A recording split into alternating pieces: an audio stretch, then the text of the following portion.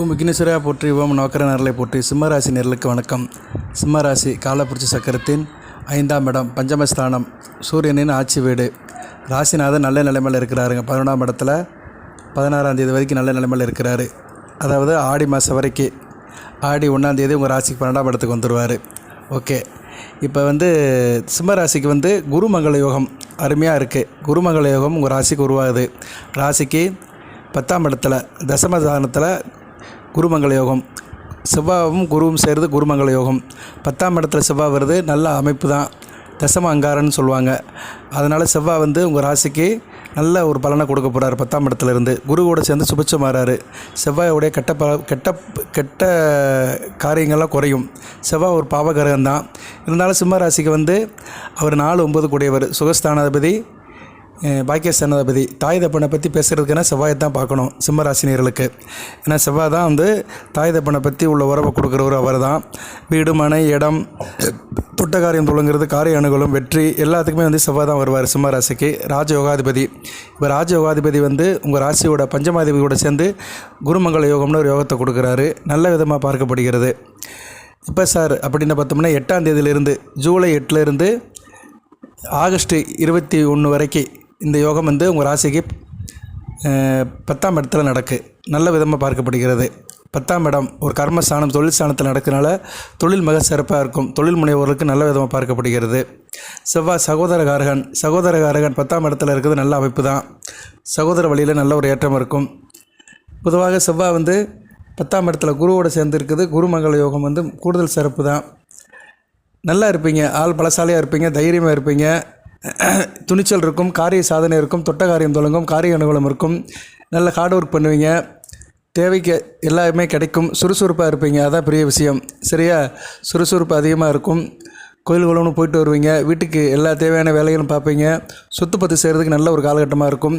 சில பேருக்கு கொஞ்சம் முன்கோபம் இருக்கும். முன்கோபத்தை தவிர்த்துட்டிங்கன்னா கூடுதல் சிறப்பாக பார்க்கப்படுகிறது.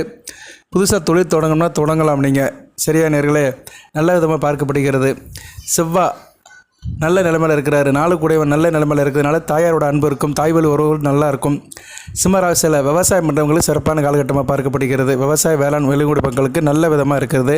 தொழில் சிறப்படையும், நல்ல லாபத்துக்கு பொருட்கள் போகும், விவசாயம் நல்லா இருக்கும், விவசாயத்துக்கு உண்டான நீர் கிடைக்கும். அதுபோக நிலம் சம்மந்தப்பட்ட வேலையில் இருக்கிறவங்க, real estate, building contractor, survey department, இது போக வீடு கட்டி விற்கிறவங்க, இப்படி நிறைய சொல்லலாம். வீடு, இடம், மனை சம்மந்தப்பட்டவங்களுக்கெல்லாம் கூடுதல் சிறப்பாக இருக்கும். சப் ரிஜிஸ்டர் ஆஃபீஸில் வேலை பார்க்குறவங்க, ஹைவே டிபார்ட்மெண்ட் வேலை பார்க்குறவங்க, பொதுப்பணித்துறையில் வேலை பார்க்குறவங்க, அது சம்மந்தப்பட்ட கான்ட்ராக்ட் கமிஷன் எடுத்து செய்கிறவங்களுக்கெல்லாம் கூடுதல் சிறப்பாக பார்க்கப்படுகிறது. செவ்வாய் ஒரு மருத்துவம் உள்ள கிரகம். அவரும் குருவும் சேருது மருத்துவத்துறையில் இருக்கிறவங்களுக்கு நல்லாயிருக்கும்.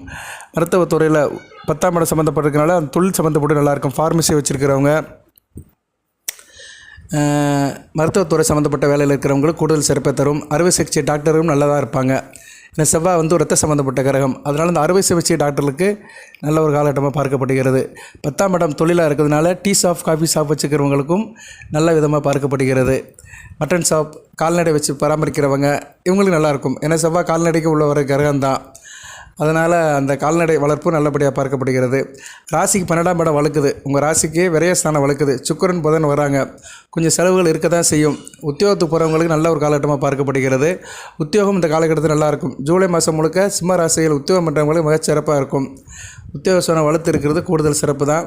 இருந்த போதிலும் ராசிக்கு 2, 11 கூடியவன் 12ஆம் இடத்துல வரதுனால குடும்பத்தில் கொஞ்சம் செலவு இருக்கும். மூத்த சகோதரி வழியிலையும் சில செலவுகள் இருக்கும்.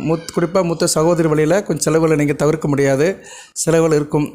அதுபோக 3, 10 கூடிய சுக்கிரனும் 12ஆம் இடத்துல இருக்கிறாரு. இளைய சகோதரி வழியிலும் சில காரியங்களை செய்வீங்க. சரியா? தொழில் விதியமாக கொஞ்சம் வெளியூர், வெளிநாடு, வெளி மாநிலம் போகிறதுக்கு ஒரு வாய்ப்பு இருக்கும். அந்நிய தேச தூர பயணமும் உங்களுக்கு இந்த காலகட்டத்தில் இருக்கும். சுக்கிரனுக்கு 12ஆம் இடம் வரவு கிடையாது. அதனால் நல்ல விதமாக தான் பார்க்கப்படுகிறது. இந்த வீடியோ செவ்வாய்க்காக போட்டப்பட வீடியோ தான். செவ்வாய் தான் மெயின் கிரகம். சிம்ம ராசிக்கு ஒரு பில்லர் மாதிரி. உங்கள் ராசிநாதன் சூரியனுக்கு அடுத்த யோகம் கொடுக்குற கிரகம் செவ்வாய் தான். அவர் குருவோடு சேர்ந்து நல்ல நிலைமையில் இருக்கிறாருங்க. அருமையான அமைப்பாக பார்க்கப்படுகிறது. ராசிக்கு 4 கூடையவன் 10ஆம் இடத்துல இருக்கிறது கூடுதல் சிறப்பு தான். 4 கூடிய கிரகம் 10ஆம் இடத்துல இருக்கிறது நல்ல பலன்களை கொடுப்பாரு. சரியா? 4 கூடிய கிரகம் 10ஆம் இடத்துல இருக்கிறது நான் ஏற்கனவே சொன்ன மாதிரி தான் பூமி சம்மந்தப்பட்ட விஷயத்தில் நல்ல ஒரு ஜீவனம் இருக்கும், சொந்த பந்தத்தோட ஆதரவு இருக்கும், பெரிய மனிதரோட ஆதரவு இருக்கும், செல்வாக்கு நல்லபடியாக இருக்கும், அரசியல்வாதிகளுக்கு மிகுந்த காலமாக பார்க்கப்படுகிறது, அரசாங்க வேலையில் இருக்கிறவங்களுக்கும் மிக சிறப்பாக இருக்கும்.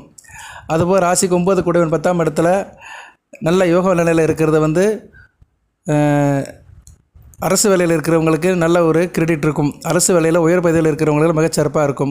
குறிப்பாக யூனிஃபார்ம் சர்வீஸில் இருக்கிறவங்க, போலீஸ் டிபார்ட்மெண்ட்டில் இருக்கிறவங்க, சீருடை பணிகள், மிலிட்டரியில் இருக்கிறவங்க, இவங்களுக்கெல்லாம் நல்ல விதமாக பார்க்கப்படுகிறது.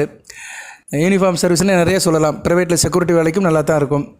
தாப்பனாருடைய சொத்துக்கள் நல்ல முறையில் கிடைக்கும். தாப்பனாருடைய ஹெல்த் நல்லாயிருக்கும்.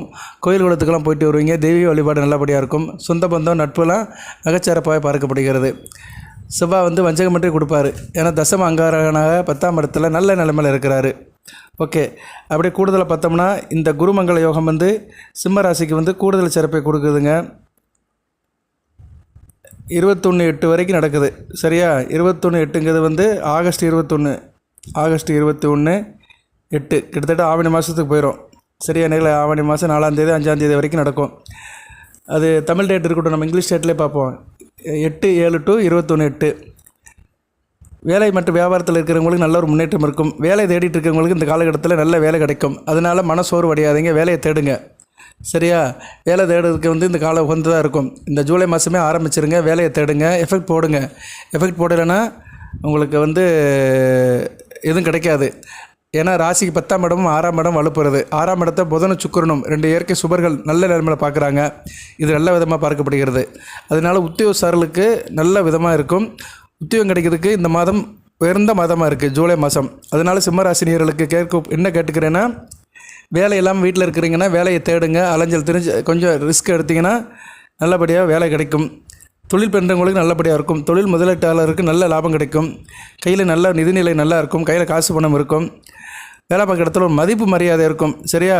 தந்தைக்கு உங்களுக்கு நல்ல ஒரு உறவு வலுவடையும். பரம்பரை சொத்துக்கள் உங்கள் கையில் கிடைக்கிறதுக்கு நல்ல ஒரு காலகட்டமாக இருக்குது. குறிப்பாக தாப்பன் வழி சொத்துக்கள் உங்களுக்கு கிடைக்கும். அந்த அமைப்பை செவ்வாய் கொடுப்பாரு. செவ்வாய் அங்கே என்னென்ன நட்சத்திர சாரத்தில் போகிறாரு பார்த்தோம்னா நல்ல நட்சத்திரம் தான். அங்கே வேண்டிய நட்சத்திரம் தான் இருக்குது. மிருகசீரிஷம், ரோகிணி, கார்த்திகை. இதில் கார்த்திகை ராசிநாத நட்சத்திரம். ராசிநாத நட்சத்திரம் 1 கூடிய நட்சத்திரத்தில் 4, 9 கூடிய போகிறது நல்லாயிருக்கும். நீங்கள் தாய் தப்பம் கூட நல்ல இணக்கமாக சந்தோஷமாக இருப்பீங்க. குடும்பத்தில் ஒரு பரிவு பற்று இருக்கும். ஆசபாசத்தோடு இருப்பீங்க. அடுத்து ரோகிணி ராசிக்கு 12 கூடிய நட்சத்திரம், சந்திர நட்சத்திரம் தான்.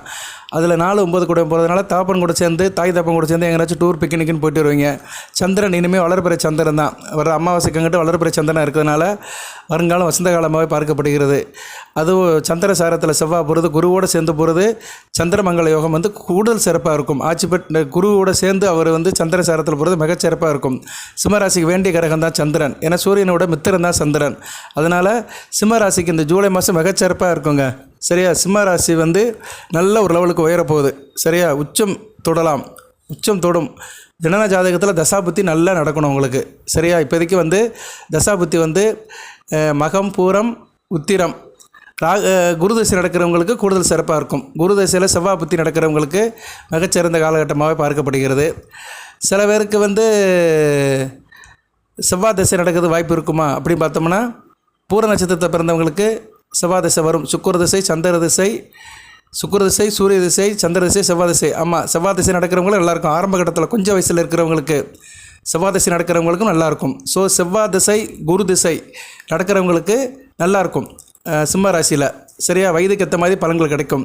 செவ்வாய் சகோதரகாரகன், நல்ல ஒரு அமைப்பை கொடுப்பார். சகோதர வழியில் நல்ல இடத்த கொடுப்பார். குருவும் புனிதமாக இருக்கிறதுனால குருவும் நல்ல ஒரு இடத்த கொடுப்பார். 5 கூடையவன். அதனால் பிள்ளைகள் விஷயத்தில் நல்ல ஒரு இடத்த கொடுப்பாரு. பிள்ளைகளால் ஒரு பெருமை இருக்கும். பிள்ளைகளோட படிப்பு, திருமணம், வேலைவாய்ப்பெல்லாம் நல்லபடியாக அமையும். புத்திர பாக்கியம் கிடைக்கிறதுக்கு நல்ல ஒரு வாய்ப்பு இருக்குது. ஏன்னா செவ்வாய் கூட சேராரு. செவ்வாய் உதிரத்துக்கு சொந்தக்காரன், ரத்தத்துக்கு சொந்தக்காரன். அதனால் அவர் கூட குரு புத்திரக்காரர் இருக்கிறதுனால பெண்களுக்கு புத்திரம் அமைகிறதுக்கு நல்ல ஒரு காலகட்டம் இருக்குது. கர்ப்பமாகிறதுக்கு இந்த காலகட்டம் மிக உகந்த காலமாக பார்க்கப்படுகிறது. அடுத்து செவ்வாய் நட்சத்திரத்திலே போவார். ரோகிணிக்கு அடுத்து மிருகசீரத்தில் தான் சுயசாரத்தில் போகிறது கூடுதல் சிறப்பு தான். எப்படி பார்த்தாலுமே ரிஷபத்தில் இப்போதைக்கு சமமற்ற செவ்வாய். ரிஷபம் செவ்வாய்க்கு சமமான வீடு தான்.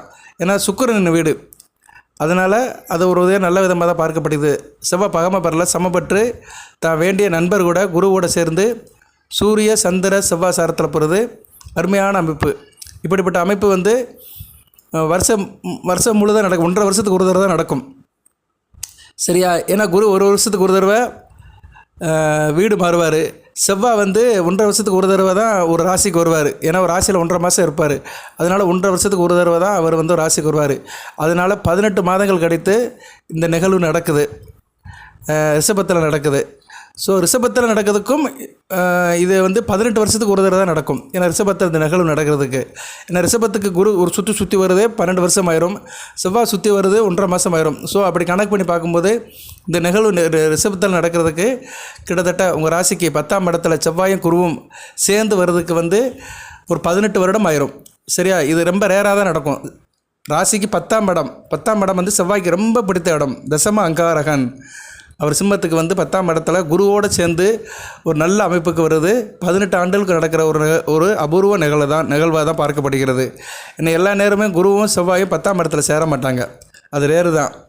ஓகே, இந்த பலன்கள் நல்லபடியாக பார்க்கப்படுகிறதுங்க. சிம்ம ராசிக்கு வந்து நல்ல ஒரு உச்சமான யோகம் இருக்குது, நல்ல ஒரு அமைப்பாக பார்க்கப்படுகிறது. நல்லா இருப்பீங்க. சரியா? ஆளுமை அதிகாரத்தோடு நல்லா இருப்பீங்க. குறிப்பாக உங்களுடைய நடவடிக்கை நல்லா இருக்கும். மற்ற எந்த கிரகங்கள் என்ன பலன்களை கொடுத்தாலுமே செவ்வாயும் குரு சேர்ந்து நல்ல பலன்களை கொடுப்பாங்க. உங்கள் ராசிநாதனும் 16/7/2024 வரைக்கும் ராசி 11ஆம் இடத்துலேருந்து அளப்பரிய பலன்களை கொடுக்காரு. அடுத்து 12ஆம் இடத்துக்கு வந்துடுவார். ஆடி மாதம் முழுக்க 12ஆம் இடத்துல இருப்பார். சுக்கிர புதன் கூட்டணியில் ஒரு சுபத்துவமாக 12ஆம் இடத்துல இருப்பார். என்ன கொஞ்சம் அலைச்சல் இருக்கும். ராசிநாதன் 12ஆம் இடத்துல கடகத்தில் இருக்கிறதுனால கொஞ்சம் அலைச்சல் இருக்கும், திருச்சல் இருக்கும், பிரயாணங்கள் இருக்கும், செலவுகளும் சுப செலவுகள் இருக்க தான் செய்யும், இல்லைன்னு சொல்ல முடியாது. இருந்த போதிலும் ராசிநாதன் சூரியன் கடகத்தில் ஸ்தான பலம் நண்பர் வீட்டில் தான் இருப்பார். வளர்பிறை காலங்களில் நல்ல கூடுதல் சிறப்பாக இருக்கும். அதனால் எப்படி இருந்தாலுமே இந்த ஜூலை முழுக்க அடுத்து ஆகஸ்ட் 21 வரைக்கும் கிட்டத்தட்ட ஒரு 1.5 மாதத்துக்கு வந்து 1.5 மாதம் கூடுதலாகவே சொல்லலாம். ஆகஸ்ட் 21க்கு இன்னும் நாட்கள் நிறையா இருக்குது, சிறப்பாக பார்க்கப்படுகிறது. அடுத்து செவ்வாய் பயிற்சியாகி 11ஆம் இடத்துக்கு போனாலும் நல்லா தான் இருக்கும். ஸோ இதை வச்சு சொல்கிற கருத்து என்னென்னா, சிம்ம ராசிக்கு மிகச்சிறப்பாக இருக்குது. ராஜயோகாதிபதி வலுப்பெறுறாரு. ராஜயோகாதிபதி செவ்வாய் வலுப்பட்டு அடுத்து வருகின்ற ஒரு 3 மாதத்துக்கு மேலாக 3 மாதத்துக்கு நல்ல பலன்களை கொடுக்குறாரு. முருகப்பெருமானை கும்பிடுங்க. செவ்வாய்க்கிழமை தோறும் முருகப்பெருமானை கும்பிடுங்க. கந்தேசி கவசம் படிங்க. சனி பவனும் வக்கர நிலையில் இருக்கிறாரு. ராசிக்கு 7ஆம் இடத்துலேருந்து 6ஆம் இடத்தை நோக்கி வருது, நல்ல அமைப்பு தான். ஸோ சிம்ம ராசியை சுற்றி நல்ல கிரக நிலைகள் இருக்குது. அதுபோல் உங்கள் ராசிக்கு 7ஆம் இடத்துலேருந்து கிரகங்கள் வரிசையாக இருக்குது. 7ஆம் இடத்துல சனி பகவான், 8ல் ராகு, 9ல் இப்போதைக்கு செவ்வாய் இருக்கிறாரு, 10ல் குரு இருக்கிறாரு. அதுக்கடுத்து 11ஆம் இடத்துல சூரியன் சுக்கிரன், 12ஆம் இடத்துல புதன். இப்படி ஒரு அமைப்பு இருக்குது. கிரகமாளிய யோகம். இந்த யோகம் நல்ல விதமாக தான் பார்க்கப்படுகிறது. சரியா? 6ஆம் இடத்துக்கு 7ஆம் இடத்துல சனி பகவான் இருந்தாலும் 6ஆம் இடத்தை நோக்கி வரதுனால கணவன் உறவு நல்லாயிருக்கும். கூட்டுத்தொழில் பங்கு சந்தை நல்லாவே பார்க்கப்படுகிறது. நண்பர் விஷயத்தில் நல்ல ஒரு ஏற்றம் இருக்கும். சொந்த பந்தத்தால் ஒரு ஆதரவு இருக்கும். ஓகே, இருந்த போதிலும் சனி பகவான் உங்கள் ராசிக்கு 9ஆம் இடத்தை பார்க்குறாரு. வக்கர நிலையில் பார்க்கறதுனால தகப்பன் வழியில் நல்ல ஒரு ஏற்றம் இருக்கும். 4ஆம் இடத்தையும் பார்க்குறாரு. 7ஆம் இடத்துலேருந்து 9ஆம் இடத்தையும் 4ஆம் இடத்தையும் பார்ப்பார். ராசியும் பார்ப்பார். அவர் பார்வை கொஞ்சம் தளர்ந்து போயிருக்கிறதுனால, பின்னோக்கி போயிருக்கிறதுனால கொஞ்சம் கிரிப்பிலேருந்து வெளியே வந்துட்டீங்க. அதோட இப்போ செவ்வாயும் குரு சேர்ந்து நல்ல ஒரு பலனை கொடுக்கறதுனால சனி பகவான் தாக்குதலேருந்து நீங்கள் இப்போ @% வெளியே இருக்கிறீங்க. சரியா? சனி பகவான் தாக்குதலேருந்து கொஞ்சம் ரிலாக்ஸேஷன் ஆகி இருக்கிறீங்க. சனி பார்வையிலேருந்து தப்பிச்சிருக்கீங்க கொஞ்சம். ஏன்னா அவர் பின்னோக்கி போகிறாரு 15/11/2024 வரைக்கும், நவம்பர் 15 வரைக்கும். அதனால் சிம்ம ராசிக்கு இப்போ வந்து நல்ல விதமாக தான் பார்க்கப்படுகிறது. சுற்றுப்புறம் நல்ல விதமாக தான் இருக்குது. 12ஆம் இடத்துல மட்டும் கொஞ்சம் கிரகங்கள் நிலை அதிகமாக இருக்குது. கொஞ்சம் விரயம் இருக்க தான் செய்யும். தேக ஆரோக்கியத்தை பார்த்துக்கோங்க. ஏன்னா புதன் சுக்கிரன் வந்து ராசிக்கு 6ஆம் இடத்தை பார்க்கறதுனால சில பேருக்கு தேக ஆரோக்கிய பிரச்சனை இருக்கும். தேக ஆரோக்கியத்தை கவனிச்சுக்கோங்க. ஓகே நேயர்களே, தசாபுத்தி எடுத்துட்டோம்னா உங்களுக்கு வந்து ராகு திசை, குரு திசை, சனி திசை நடக்கலாம். சரியா? செவ்வாய் திசை நடக்கலாம். இப்போ நீங்கள் வந்து பூரத்தில் பிறந்திருந்தீங்கன்னா சுக்கிர திசை நடக்கும். சுக்கிர திசை ஒரு 10 வருஷம் போச்சுன்னா சூரிய திசை 6 வருஷம், செவ்வாய் திசை 7 வருஷம், 10, 16, 23, அங்கிட்டு ராகு திசை 18, 41 வயசுக்கு மேலே இருந்து 60 வயசு வரைக்கும் ராகு திசை நடக்கும். சரியா? அதனால் ராகு, செவ்வாய், சந்திரன் இந்த ஆர்டரில் தான் உங்களுக்கு தசாபுத்தி நடக்கும். இப்போதைக்கு மத்தியம வயதில் இருக்கிறவங்களுக்கு சந்திரன், செவ்வாய், சூரியன், சந்திரன், செவ்வாய், ராகு இப்படி தான் ஆர்டரில் தான் உங்களுக்கு தசாபுத்தி நடக்கும். ஒரு 20 வயசுலேருந்து ஒரு 60 வயசில் இருக்கிறவர் வரைக்கும் சூரியன், சந்திரன், செவ்வாய், ராகு இந்த தசாபுத்தியாக நடக்கும். குருதிசை வந்து வயதானவர்களுக்கு தான் நடக்கும். 60 வயதுக்கு மேற்பட்டவர்களுக்கு கொஞ்சம் குருதிசை நடக்கும். குருதிசையும் சிறப்பாக தான் இருக்கும். வாழ்த்துக்கள். வழிபாடு சொல்லிட்டேன். முருகப்பெருமானை தான் வழிபடணும். 12ஆம் இடத்துல புதனும் சுக்கிரன் இருக்கிறதுனால வாரம் சனிக்கிழமை அல்லது புதன்கிழமை பெருமாள் கோவிலுக்கு போங்க. பெருமாள் கோவிலுக்கு போய் தாயாரை கும்பிடுங்க, மகாலட்சுமியை கும்பிடுங்க, பெருமாளை கும்பிட்டு ஆஞ்சநேயரை கும்பிட்டு வந்தீங்கன்னா உங்களுக்கு சனி பகவானுக்கிட்ட இருந்து நல்ல ஒரு விடுதலை கிடைக்கும். ஏன்னா சனி பகவான் இருந்து அடுத்த அஷ்டம சனிக்கு போகிறாரு. அதுக்கு இன்னும் நாள் இருக்குது. இருந்தாலும் அது இப்போயே ஆரம்பிச்சிருங்க. சனிக்கிழமை தோறும் பெருமாள் கோவிலுக்கு போகிறது கூடுதல் சிறப்பு தான். அதை மறந்துடாதீங்க. வாரம் முடியலன்னா மாதத்தில் ஒரு வாரம் பெருமாள் கோவிலுக்கு போயிட்டு வந்துடுறது கூடுதல் சிறப்பு தான். இல்லைன்னா சனி பகவானோட தனி சன்னதிக்கு போய் கூட இன்றைக்கி வழக்கு போடலாம். ஆஞ்சநேயர் கோவிலுக்கு போகலாம், ஐயப்பன் கோவிலுக்கு போகலாம், 18ஆம் படி கருப்பசாமியை கும்பிடலாம், ஐயனாரை கும்பிடலாம். சரியா? இந்த தெய்வங்களை கும்பிட்றதெல்லாம் சனி பகவானை கும்பிட்ற மாதிரி தான். சனி பகவானோட அருள் கிடைக்கும். வாழ்த்துக்கள். எல்லாம் வல்ல இறைவன் சிம்மராசினியர்களுக்கு சில சௌபாகியத்தையும் சில ஐஸ்வர்யத்தையும் சில நன்மையிலும் கொடுப்பார். இந்த குருமங்கல யோகம் கோடான கோடி பலன்களை கொடுக்கும். அனைத்து வளங்களின் நலங்களையும் பற்றி தேக ஆரோக்கியத்துடன் தீர்க்காயுடன் நீடோடி வாழ்க, நிறைந்த வளம் பெறுக. நன்றி நேயர்களே.